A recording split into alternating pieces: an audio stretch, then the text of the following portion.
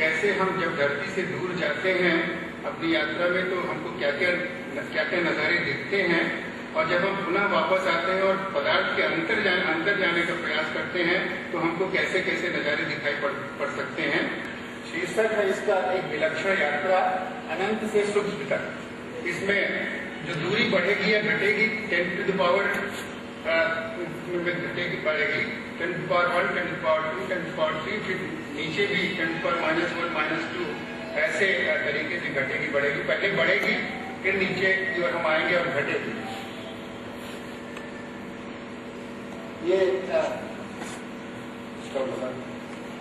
ये तेज गति की यात्रा है जिसमें दूरी 10 के गुणांक में पहले बढ़ती और बाद में घटती है। हमारी यात्रा 10 to the power 0 जो कि 1 मीटर के समतुल्य है से प्रारंभ होगी और दूरी 10 के गुणांक में बढ़ेगी यथा 10 to the power 1 10 मीटर, 10 का घात 2 100 मीटर, 10 का घात 3 100 मीटर या 1 किलोमीटर, 10 का घात 4 10,000 मीटर आदि, जब तक कि हमारी कल्पना की सीमा अनंत तक न पहुंच जाए। इस प्रारंभिक चरण की यात्रा के पश्चात हम थोड़ी त्वरित गति से वापस लौटेंगे और अपनी यात्रा उल्टी दिशा में जारी रखेंगे, जिसके दौरान दूरी 10 के गुणांक में फिर घटते हुए सूक्ष्मतम तक जाएगी और प्रकृति की निरंतरता को निमित्त करने वाले नियमों को सावधानी पूर्वक देखें और विचार करें कि हम कितना कम जानते हैं प्रकृति के बारे में।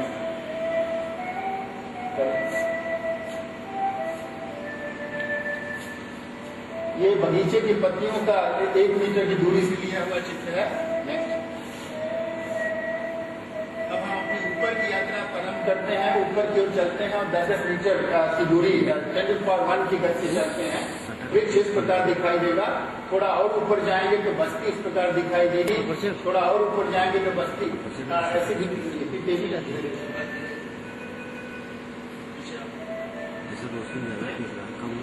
छोटा सा कोई मोहल्ला उसमें बगीचे वगैरह दिखाई देंगे। जंगल की सीमा हम देख सकते हैं, बस्ती की सीमा देख सकते हैं। एक किलोमीटर से हम पूरे एक कस्बे को देख सकते हैं, नगर को देख सकते हैं, उसकी सीमाओं को देख सकते हैं। यहाँ से हवाई जहाज से पैराशूट द्वारा गिरना संभव हो सकता है। 10 किलो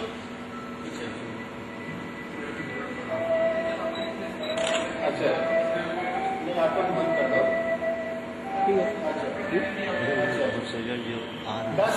100 मीटर ये तो हो गया। आगे 10 किलोमीटर से हम नगर गांव देखे जा सकते हैं। हवाई जहाज जो हमारा उड़ता है वो इतनी ऊंचाई से उड़ता है। मकानों को देख पाना संभव नहीं है, लेकिन बस्ती की सीमा रेखा हम देख सकते हैं। इस ऊंचाई से हम राज्य और देश की सीमा देख सकते हैं। उपग्रह से लिया गया अमेरिका के हिस्से का चित्र है। 100 किलोमीटर की ऊंचाई से 10,000 किलोमीटर की ऊंचाई से उत्तरी गोलार्ध और दक्षिणी अमेरिका का कुछ हिस्सा इस प्रकार दिखेगा। पृथ्वी छोटे रूप में दिखाई पड़ेगी 100,000 किलोमीटर की ऊंचाई से। पृथ्वी और चंद्रमा का परिपथ इतनी दूरी से हमको दिख सकता है।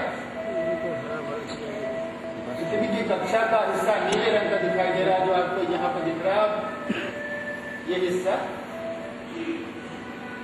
10 अरब किलोमीटर की दूरी से शुक्र और पृथ्वी की कक्षा के हिस्से दिखाई पड़ेंगे हमें, ये और ये। 1 अरब किलोमीटर की दूरी से बुध, शुक्र, पृथ्वी और मंगल के परिपथ हमें दृष्टिगत होंगे, जैसे यहाँ दिखाया गया है। इस ऊंचाई से हम सौर मंडल एवं ग्रहों की कक्षाओं को देख सकते हैं।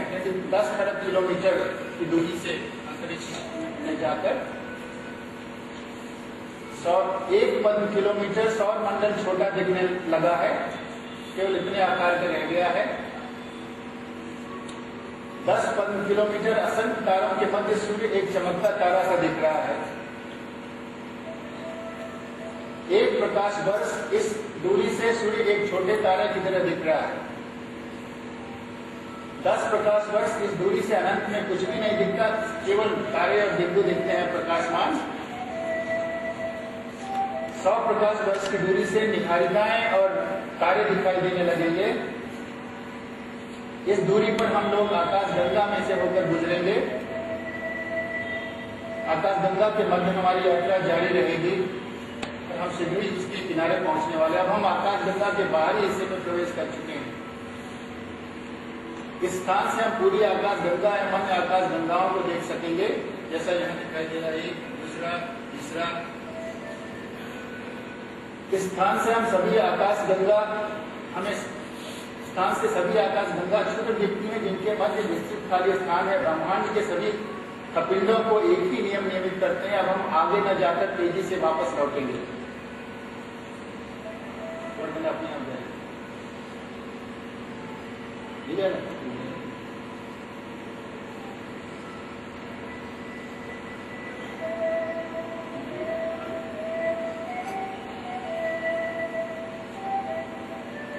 हम उसी स्थान पर लौटेंगे जहां से हमने अपनी यात्रा ऊपर की प्रारंभ।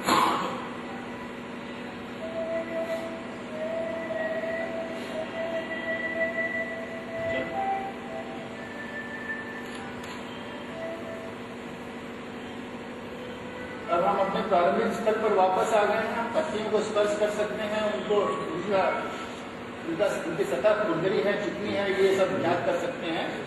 10 सेंटीमीटर की दूरी से हमें पत्ती इस प्रकार की दिख सकती है।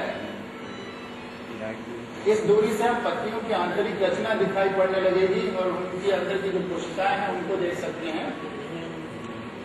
अब कोशिकीय संरचना दिखाई पड़ने लगी है। विभिन्न कोशिकाओं के बीच की विभाजक रेखा भी हमें दिख सकती है 1 किलोमीटर की दूरी से। हम कोशिका को देख सकते हैं, कोशिकाओं के बीच के संयम को भी देख सकते हैं।